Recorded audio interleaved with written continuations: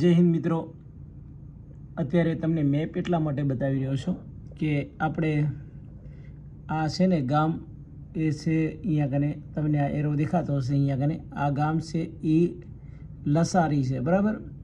અને આ જ ગામની એક પ્રેમ કહાની છે જે પ્રેમ કહાની અહીંયાથી જન્મ લઈ અને એ અહીંયાથી કરીને આ રતનપર છે ને અહીંયા સુધી આવી બરાબર। અહીંયાથી આ જોવા જઈએ તો કેટલા કલાક બતાડે છે આમાં ગૂગલમાં આ જો 21 કલાક બતાડે છે બરાબર। અહીંયાથી એને રતનપર પહોંચવું હોય તો તમે જોઈ શકો છો બરાબર। આ જગ્યાએથી આ નીકળ્યા બંને જણા પ્રેમી યુગલ અને ત્યાંથી આ આવી રીતના રસ્તો તો આ તો બહુ લાંબો બતાવે છે ગૂગલનો, પણ મને એમ લાગે છે કે આ લોકો અહીંયાથી નીકળી અને આ બોર્ડર સુધી હાલી અને અહીંયાથી આ રતનપર અહીંયા કને માં સાંગવારીના મંદિર સુધી પહોંચ્યા હશે બરાબર। તો આવો આગળ વાત કરીએ એમના પ્રેમની।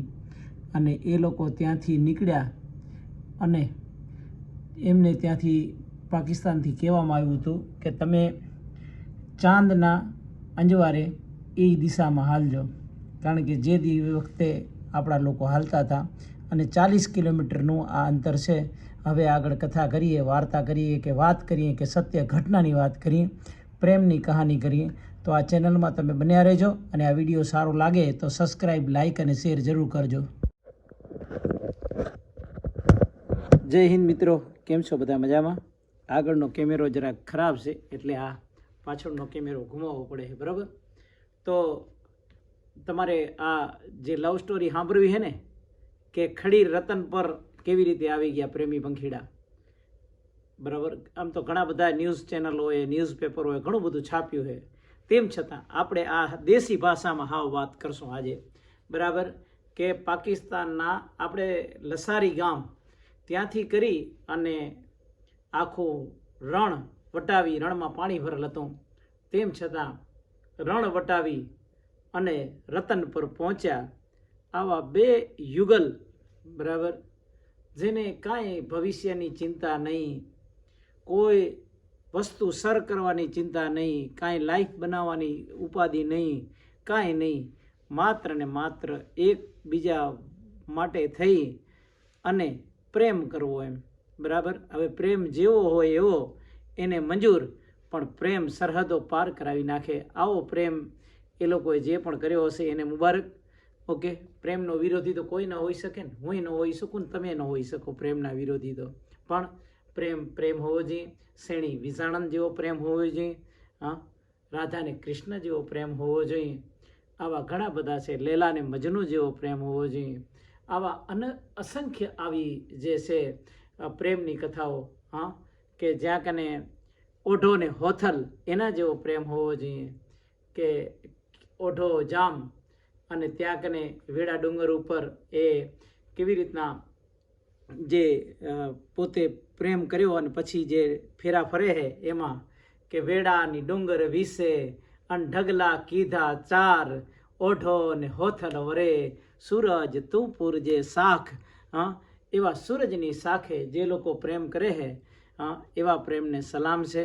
અને એવા પ્રેમને થકી એક ઇન્દ્રની અપ્સરા અને બીજો ઓઢો જામ, હા, અને આવા જો પ્રેમી હોય તો પછી જેહલને જખરા નીપજે, હા, એટલે કે ધરા વિન ધાનન નીપજે, હા, કુળ વિન માળું ન હોય, જેહલને જખરો તો નીપજે, એની માં હોથલ પદમણી હોય।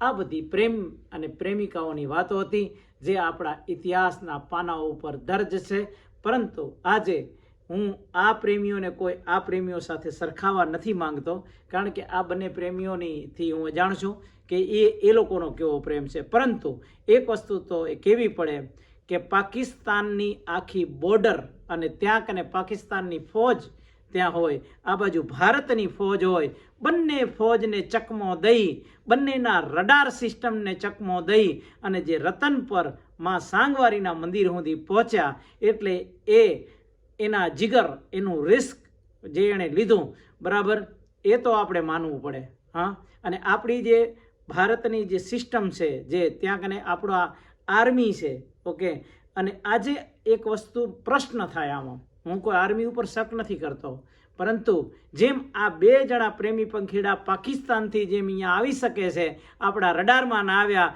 આપણી આર્મીની નજરમાં ના આવ્યા, તો કાલે શક્યતા છે કે ત્યાંથી ત્રાસવાદીઓ પણ અહીંયાથી આવી જતા હોય તો આપણાની તો આર્મીને ખબર ન પડી ને. પ્રશ્નો તો છે બરાબર, પણ તેમ છતાં પણ આપણે એટલા બધા ડીપમાં નથી જવું બરાબર, પરંતુ આપણે એટલું જરૂર જોઈએ કે આની ઘટના આખી શું હતી.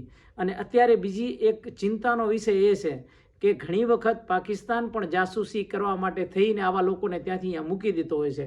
એ લોકો શું કરે, આપણી જે બોડી હોય ને એની અંદર કોઈ પણ ચિપ્સ ઘુસાડી દે અહીંયા બોડીમાં. એટલે અત્યારે આર્ટિફિશિયલ ઇન્ટેલિજન્સ એટલું સ્ટ્રોંગ બની ગયું છે, AI, કે એનાથી એ લોકો બધું ત્યાં કને જાસૂસી કરી શકે. ઓકે, એટલા માટે ખાસ આપણે થોડું ચેતવા જેવું છે અને આપણે થોડી ધ્યાન રાખવા જેવી છે.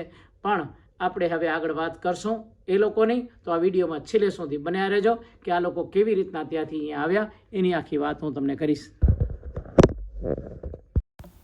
હા મિત્રો, તો આ સાંગવારી માતાજીનું મંદિર છે અને આપણે આ આખી વાતની અંદર પ્રવેશ કરીએ તો જે આ એક મીર સમુદાયનો 16 વર્ષીય કિશોર અને 15 વર્ષીય કિશોરી વચ્ચે પ્રેમ સંબંધ, આ પરિવારને ખરેખર પસંદ ન હોવાથી બંને જણા ભાગી આવ્યા હતા.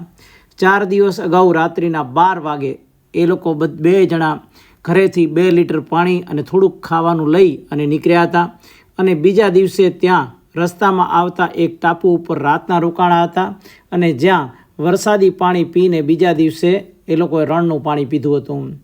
અને ત્યાં કને એ લોકો જ્યારે આવ્યા સાંગવારી માતાના મંદિરે, ત્યાં રણમાંથી સામેથી જ્યાં કને આ લાકડા કાપતા હતા એને આ લોકો મળ્યા અને એમાં એ લોકોએ વિસ્તૃત માહિતી આપતા જણાવ્યું હતું કે 1 દિવસ પહેલાં જ પ્રેમી યુગલની હાજરી આ વિસ્તારમાં જણાઈ આવી હતી અને રતનપર ગામની સીમમાં આવેલા સાંગવારી માતાજીના મંદિર પાસેના જંગલ વિસ્તારોમાં એઓ જોવા મળ્યા હતા, પરંતુ તે સમયે સ્થાનિક લોકોને હાથ લાગ્યા ન હતા.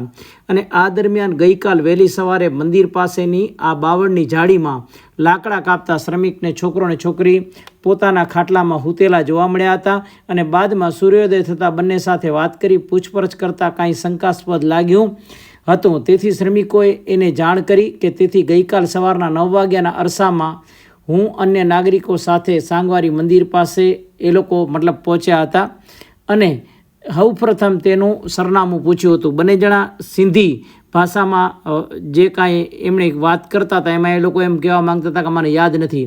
પણ પછી એમાં એક છોકરી છે ને જે એ થોડીક ભણેલી હતી, એટલે છોકરીને એણે કીધું કે મારું ગામ છે ને લસરી છે અને પછી ગૂગલમાં એ લોકોએ ચેક કર્યું હશે તો એ 40 કિલોમીટર દૂર પાકિસ્તાનમાં હોવાનું સામે આવ્યું હતું અને પાકિસ્તાનનું નામ આવતા જ છોકરીની તપાસ કરી હતી, પરંતુ એ છોકરી પાસેથી એવું કોઈ શંકાસ્પદ વસ્તુ મળી નથી. અને એને પહેરેલી ઘડિયાળ હતી તો ઘડિયાળમાં પણ એ લોકોએ નિરીક્ષણ કર્યું હતું કે એમાં પણ એને કાંઈ મળ્યું ન હતું. અને આવી રીતના એ લોકો 2 જે ભાષા છે મિક્સ, જે કચ્છી અને સિંધીના મિશ્રણવાળી ભાષા, એ ભાષા એ લોકો બોલતા હતા. અને વધુમાં વાત એ કરી હતી કે અહીંયાથી એક હમણાં તમને હું આ હિલ બતાવું છું, એ તમે જોજો. આ જે હિલ છે ને એ પાર કરવો બહુ મુશ્કેલ છે, કારણ કે 700 થી 800 મીટર ઊંચાઈ અને ખડતલ છે, જે પાર કરવી ખૂબ જ મુશ્કેલ છે. અને આ હિલ ચડવા માટે એમણે કહ્યું હતું કે સવારે 8 વાગે પ્રયાણ કર્યું હતું આ લોકો બંને જણાએ અને કોઈ પણ સેફટી વગર આ બંને જણા સાંજે 5 વાગે ડુંગરની ટોચ ઉપર પહોંચ્યા હતા.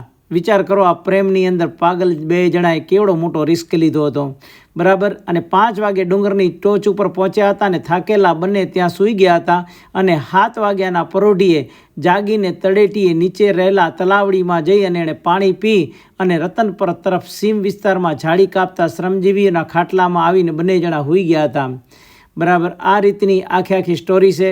અને બંને જણા જ્યારે ઉંવાથી નીકળ્યા તો એ લોકોને કાંઈ ખાવાનું ઘટી ગયું, પાણી પણ ન રહ્યું, ત્યારે એ લોકોએ બંને જણાએ રણનું પાણી પીધું હતું.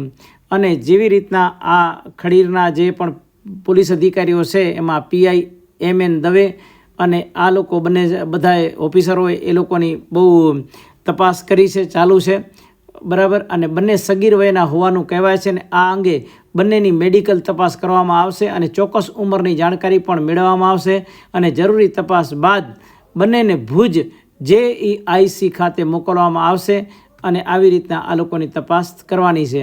છોકરીએ જણાવ્યું હતું કે અમે બંને એક જ જ્ઞાતિના છીએ અને એકમેકને ખૂબ પ્રેમ કરીએ છીએ, પરંતુ અમારા પરિવારજનો લગ્નની મંજૂરી આપતા ન હોય અમે ઘરેથી ભાગીને આવ્યા છીએ.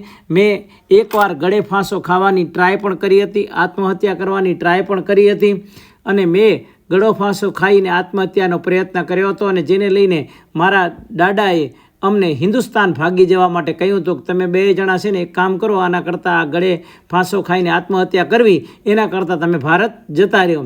અને આ બાદ સરહદ નજીક લસરી ગામથી તારીખ 6ના રાતે ઘરેથી અમે ભાગીને નીકળી આવ્યા.